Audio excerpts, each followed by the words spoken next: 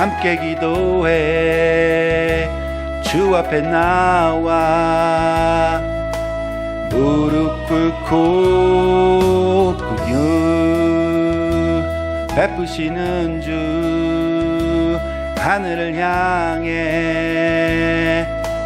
두 손 들고 하늘 문이 열리고 은혜의 빗줄기 이 땅 가득 내리도록 마침내 주 오셔서 의의 빗줄기 우리 위에 부시도록 우리 함께 기도해 주 앞에 나와 무릎 꿇고 긍휼 베푸시는 주 하늘을 향해 두 손 들고 하늘 문이 열리고 은혜의 빗줄기 이 땅 가득 내리도록 마침내 주 오셔서 의의 빗줄기 우리 위에 부시도록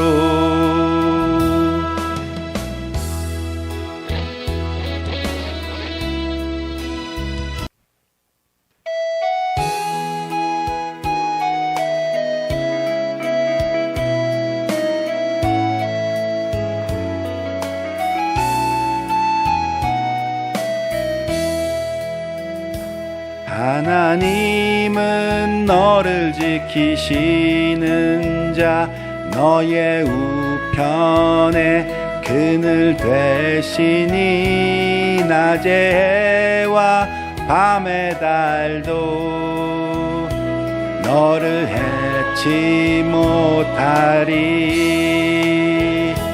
하나님은 너를 지키시는 자 너의 환난을 명쾌하시니 그가 너를 지키시리라 너의 출입을 지키시리라 눈을 들어 산을 보아라 너의 도움 어디서 오나 천지 지으신 너를 만드신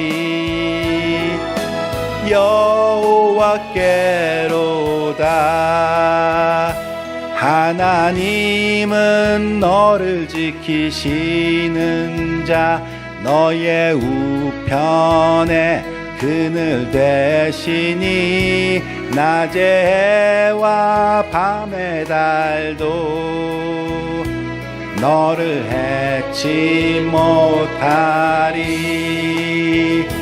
하나님은 너를 지키시는 자 너의 환난을 명쾌하시니 그가 너를 지키시리라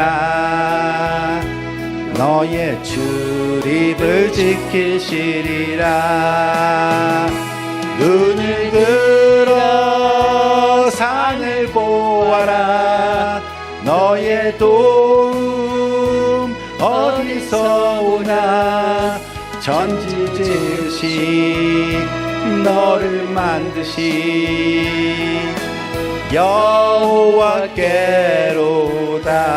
여호와께로다. 성경 말씀은 이사야서 61장 1절에서 7절까지만 보시겠습니다.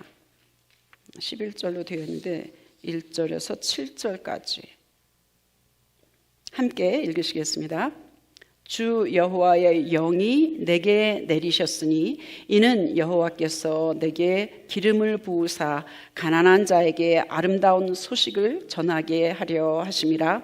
나를 보내사 마음이 상한 자를 고치며 포로된 자에게 자유를, 갇힌 자에게 노임을 선포하며 여호와의 은혜의 해와 우리 하나님의 보복의 날을 선포하여 모든 슬픈 자를 위로하되 무릇 시온에서 슬퍼하는 자에게 화관을 주어 그 죄를 대신하여 기쁨의 기름으로 그 슬픔으로 대신하며 찬송의 옷으로 그 근심을 대신하시고 그들이 의의 나무 곧 여호와께서 심으신 그 영광을 나타낼 자라 일컬음을 받게 하려 하심이라.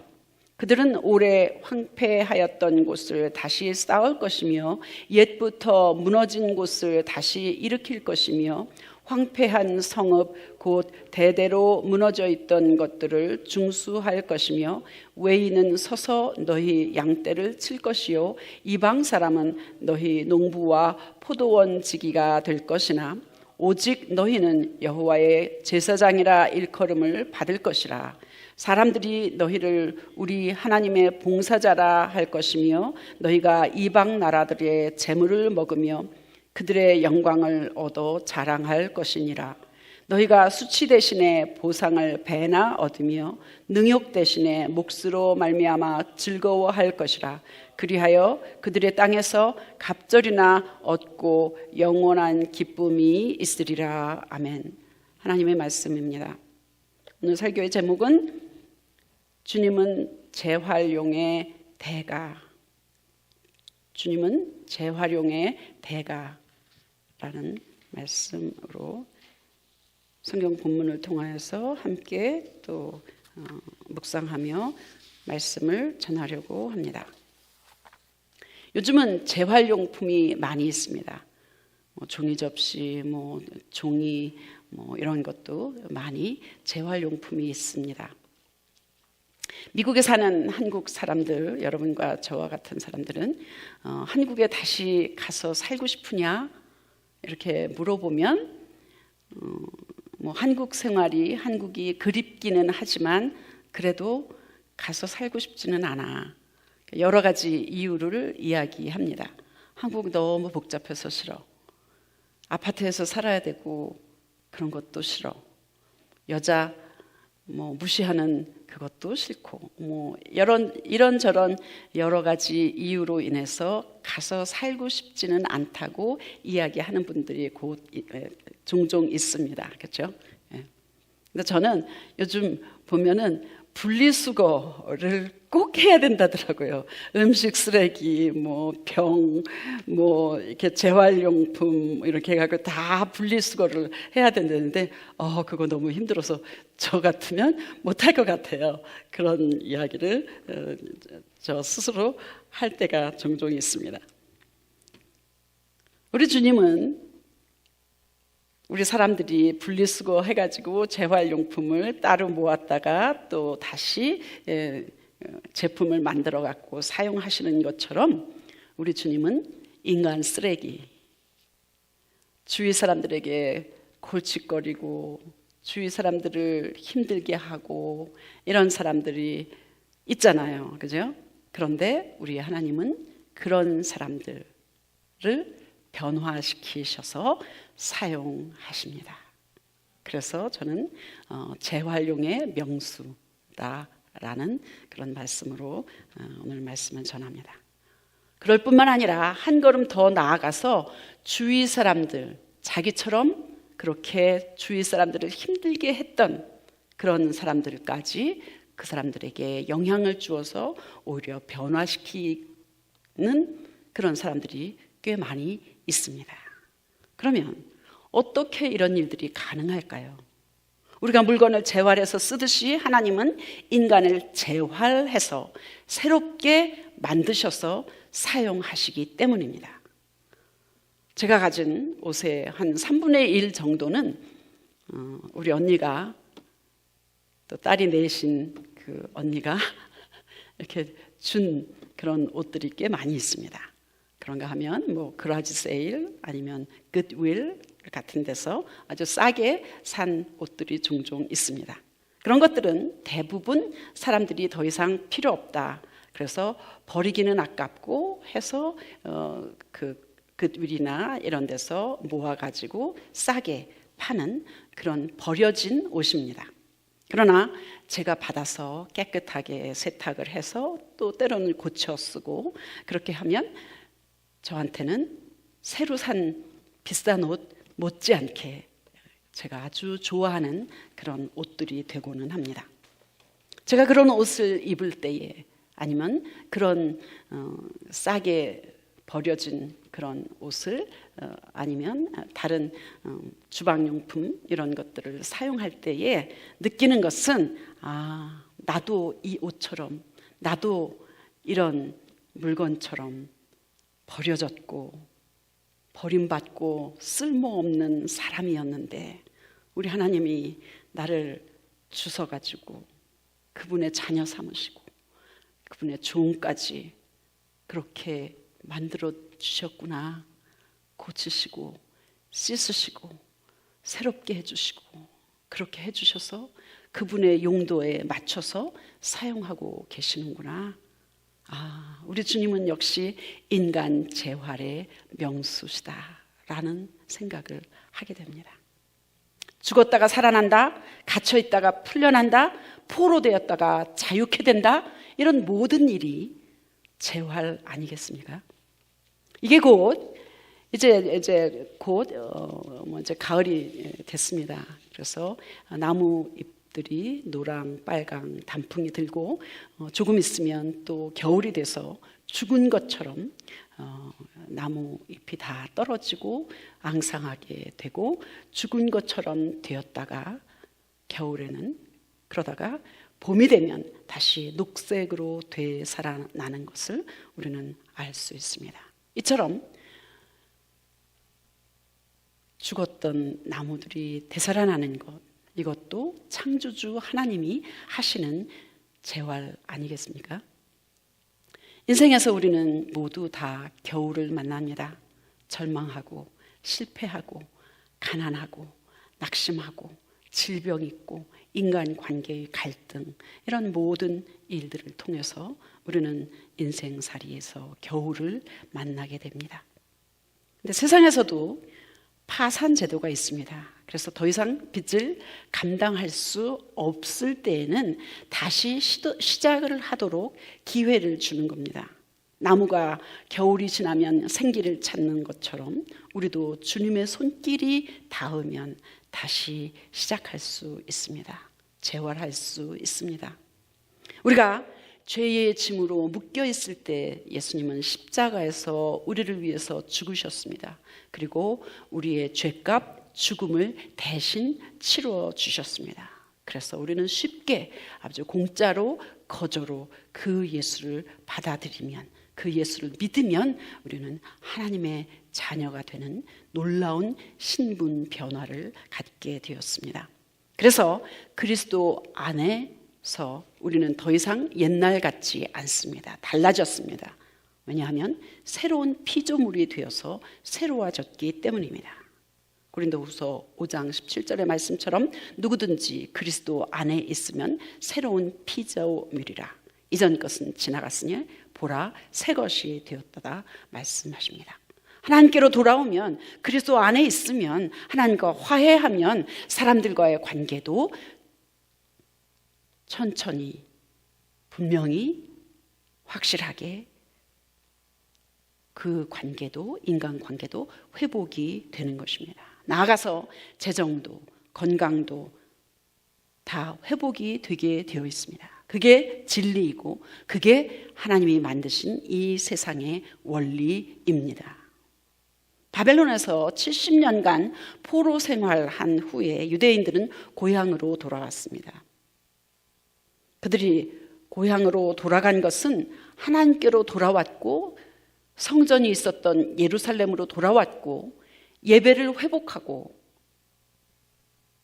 신앙을 회복하고 하나님과의 관계를 회복하는 것과 맞물려 있습니다. 오늘 본문은 이사야가 이렇게 시작합니다. 여호와의 영이 내게 내리셔서 복음을 선포하게 하셨다. 여호와의 영이 내게 내리셔서 복음을 선포하게 하셨다. 이렇게 시작합니다. 이게 바로 예수님이 공식적으로 공생의 목회 시작을 하셨을 때에 인용한 말씀입니다. 누가복음 4장 17절에서 19절 말씀을 예수님은 친히 인용하셔서 공생의 목회 시작하셨습니다. 이사야의 예언이 예수님 공생애에서 성취되었다는 것을 우리는 분명히 알 수 있습니다. 이스라엘은 여전히 두려웠습니다. 예루살렘으로 돌아갔지만 바벨론에서 포로 생활을 끝내고 그룹이서 이렇게 돌아갔지만 여전히 그들은 두려웠습니다. 공포에 사로잡혀 있었습니다. 불안했습니다. 낙심 가운데 있었습니다. 믿음이 없었습니다. 의심했습니다. 성전과 성벽은 다 파괴되었고 마음이 무거웠고 자존감은 바닥까지 내려갔습니다. 그래서 그들에게 무엇보다도 먼저 필요한 것은 공포로부터의 자유함, 억눌림에서부터 해방되는 그런 마음이 가장 중요한 것이었습니다. 그래서 그들에게 무엇보다도 먼저 필요한 것은 삶의 기쁨, 믿음을 회복하는 것이었습니다. 하나님의 말씀으로 돌아가야 했고 예배를 회복해야 했고 하나님의 은혜로 또 다시 재무장하는 것이 필요했습니다. 하나님은 이럴 때 꼭 사람들을 사용하십니다. 그래서 이사야가 등장했고 느헤미야가 등장했고 여러 사람들이 등장합니다. 주의 종 이사야는 백성들과 하나님을 은혜로 이어주었습니다. 그의 소명은 망가진 것을 재건하고 회복하고 고치고 새롭게 하는 그런 것이 그의 이사야의 소명이었습니다. 이사야는 1절에서 다시 한번 말씀드리지만 하나님의 영이 내게 내리셨다. 그래서 그 하나님의 영에 힘입어서 복음을 전한다. 이렇게 시작합니다. 새로워지기 위해서 성령 하나님의 영 우리에게 내려야만 합니다. 이때에 기름을 부었다는 말이 나오는데 왕, 선지자, 제사장을 세울 때는 기름을 붓는 의식이 있었습니다. 세상에서 어떤 일, CEO나 무슨 큰 높은 사람이 있을 때는 그런 중요한 직책을 맡기기 위해서는 교육도 필요하고 학위도 필요하고 경험도 필요하고 기술적인 모든 것들이 필요하지만 하나님의 일을 하기 위해서는 반드시 하나님의 영, 성령이 기름 부음 받는 그런 일들이 꼭 있어야만 하는 것입니다. 예수님도 그래서 하나님의 영을 받고 나서야 공생애를 시작하셨습니다. 하나님의 일을 위해서는 먼저 성령을 받으셨습니다. 예수님조차도. 이사야가 복음을 선포함으로 어떤 일들이 일어났냐? 상한 마음을 고침받고 자유와 기쁨을 받고 그 다음에 통곡하는 그들은 위로를 받았습니다. 이는 이사야가 한 일이고 예수님이 이 땅에 오셔서 목회를 시작하셨을 때에 하신 일이기도 했습니다. 말씀을 전하고 가르치고 치유하고 귀신을 내어쫓고 바로 이런 일들이 여러분과 저 예수 믿는 하나님의 자녀들이 해야 될 일입니다. 예수님의 몸된 교회를 통하여서 일어날 일들은 바로 이런 일입니다. 그런데 1절에 보면 가난한 자에게 아름다운 소식, 복음을 전하게 하려 함이라는 말이 처음 나옵니다. 상한 마음을 고치시고 이런 말보다 먼저 가난한 자에게 복음을 전한다. 이 말이 먼저 나옵니다. 이 말에 대해서 몇 가지 찾아보니까 해석을 보니까 물질적으로 가난한 사람, 재정적으로 어려운 사람 그렇게 그냥 액면 그대로 가난한 사람이라는 해석을 해서 가난한 사람에게 돈이 필요하고 양식이 필요하고 눈에 보이는 어떤 것을 주는 것이 더 필요하겠지만 가난한 자에게 복음을 전하라. 이것은 무엇이냐? 오히려 물질적으로 가난한 사람들에게 더 시급한 것은 오히려 복음이 필요한 것이고 예수를 믿는 것이 더 필요하고 그것을 통하여서 재정적으로 차츰차츰 당연히 자연스럽게 부해지는 것이 풍성해지는 것이 필요하다 이렇게 해석한 경우도 있습니다. 그런가 하면 가난한 것을 재정적인 궁핍이 아니라 겸비한 자라. 그래서 원어에 그런 뜻이 있다. 그래서 겸비한 자라, 겸손한 자라 해석하는 것을 또 보았습니다. 겸비한 자만 복음을 들을 수 있다.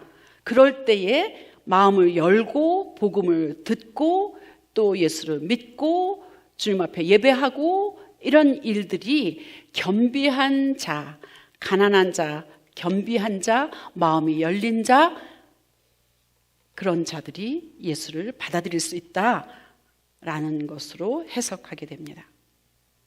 겸비한 자만 복음을 들을 수 있고 그럴 때에 상한 영이 상처받은 마음이 치유를 받고 슬픈 자가 위로받고 근심 고통하는 자들이 기쁨과 즐거움을 받고 슬퍼하는 자들이 변해서 찬송을 부르게 된다. 이렇게 해석하고 있습니다. 예수님이 마태복음 5장에서 말씀하신 산상수훈도 바로 이런 맥락인 것 같습니다. 심령이 가난한 자는 복이 있나니 천국이 저희 것이며 애통하는 자는 복이 있나니 저희가 위로를 받을 것입니다. 예수님은 바로 그 일을 하심으로 본을 보이셨습니다. 세금쟁이 마태, 삭개오를 제자로 만드셨습니다. 우물가에서 만난 사마리아 여인, 남편이 여럿이었지만 그 사람을 오히려 복음 전하는 자로 또 의심하는 도마를 오히려 사도로 만드셨습니다. 핍박자였던 사울을 순교자,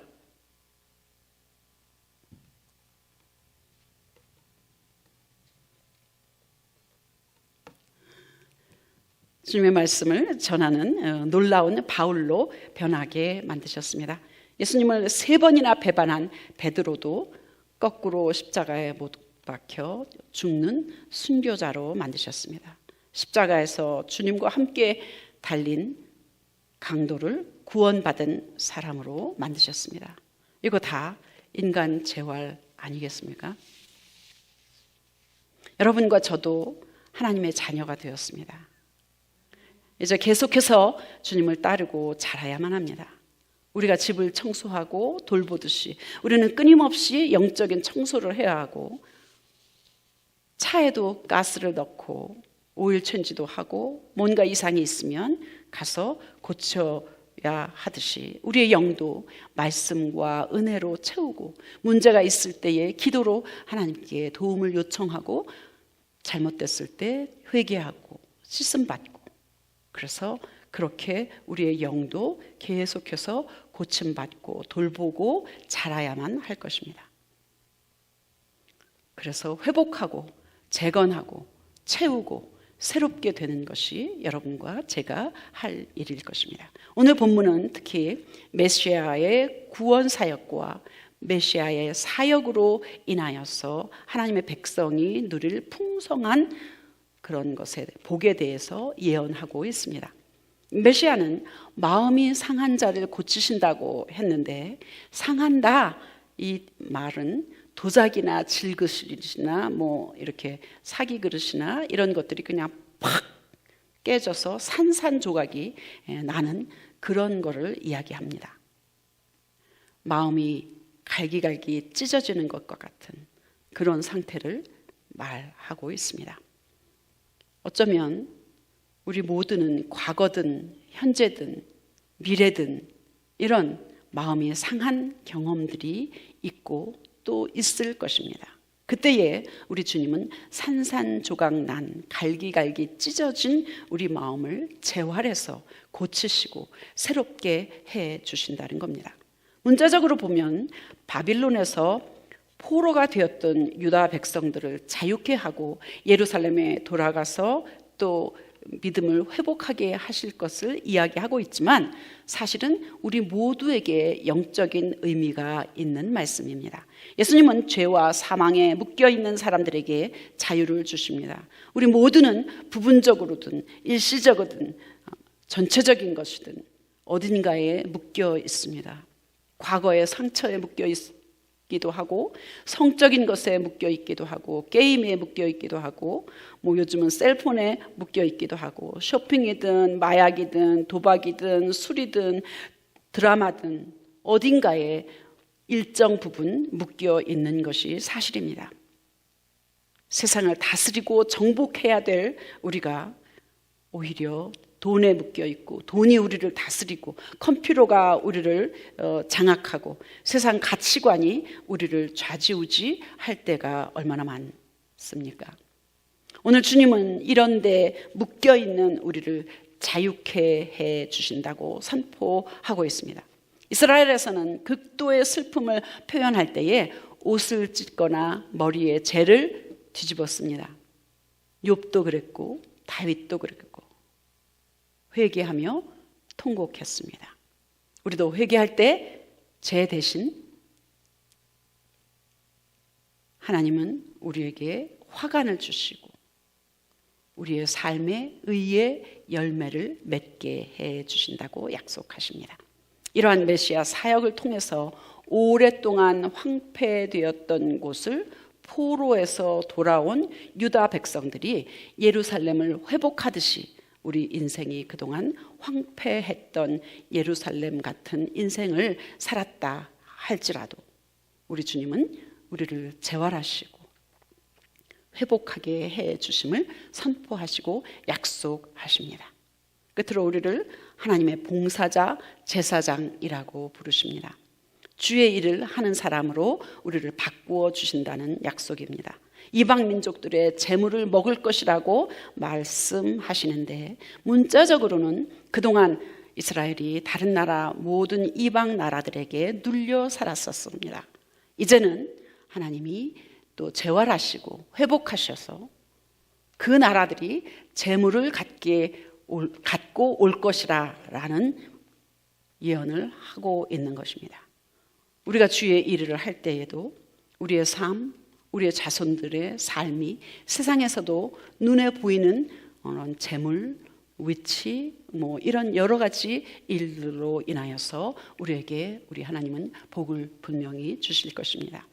우리 이런 모든 이런 복, 이런 은혜를 누리면서 나누면서 주의 일을 하는 제사장으로서 또 주의 종으로서 매일매일 또 씻음받고 회복받고 새롭게 되는 그런 삶을 누릴 수 있기를 축복합니다.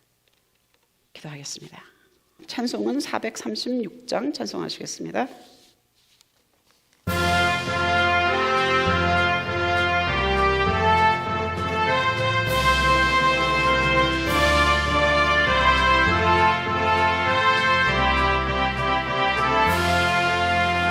나 이제 주님의 새 생명 얻은 몸 옛 것은 지나고 새 사람이로다 그 생명 내 맘에 강같이 흐르고 그 사랑 내게서 해같이 빛난다 영생을 누리며 주 안에 살리라 오늘도 내일도 주 함께 살리라 주 안에 감추인 새 생명 얻으니 이전에 좋던 것 이제는 값없다 하늘의